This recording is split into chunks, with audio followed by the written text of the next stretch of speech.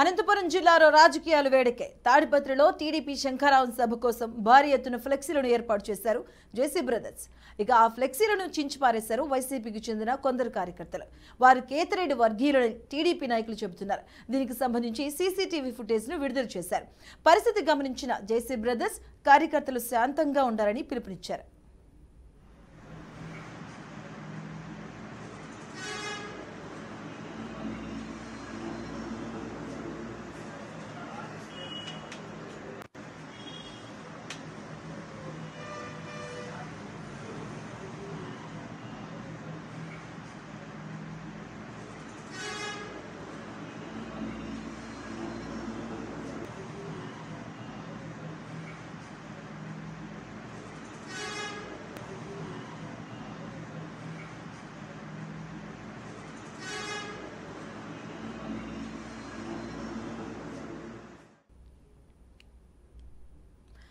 ఇక అనంతపురంలో తాడిపత్రిలో హీటెక్కాయి రాజకీయాలని చెప్పుకోవచ్చు.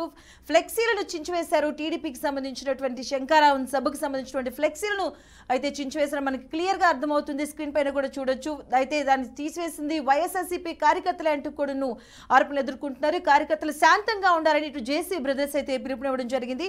ఇప్పుడు ఫ్లెక్సీల కలకలం రేగుతూ ఉంది అనంతపురం జిల్లా తాడిపత్రిలో. దీనికి సంబంధించిన పూర్తి అప్డేట్స్ మా కరెస్పాండెంట్ రవిచంద్ర అందిస్తారు. రవిచంద్ర, మధు, ఏదైతే ఈ రోజు నా టీడీపీ ప్రధాన కార్యదర్శి నారా లోకేష్ శంకరావం కార్యక్రమం తాడపత్రిలో చేపడుతున్నారు. అందులో భాగంగా టీడీపీ నేతలు తాడపత్రి నగరంలో పెద్ద ఎత్తున ఫ్లెక్సీలు ఏర్పాటు చేశారు.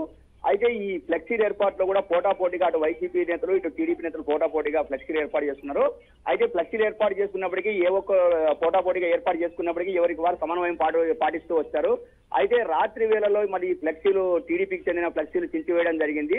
అయితే కవ్వింపు చర్యల్లో భాగంగానే వైసీపీ వారు దీనిని చించివేశారు. అయినా కూడా వీటి గురించి పట్టించుకోవద్దు, రెండోది కార్యక్రమాన్ని ప్రశాంతంగా నిర్వహించాలి అని చెప్పి ఏదైతే టీడీపీ నాయకుడు జేసీ ప్రభాకర్ రెడ్డి టీడీపీ కార్యకర్తలకు చెప్తున్న పరిస్థితి. అదే గుర్తు తెలియని వ్యక్తులు ఈ ఫ్లెక్సీలు చించేశారా లేకుంటే వైసీపీ వారే చేశారనేది అంటే తెలియాల్సి ఉంది. కాకపోతే వీళ్ళ టీడీపీ నేతలు మాత్రం ఖచ్చితంగా వైసీపీ వారే చేశారని చెప్పి వీరు చెప్తున్నారు.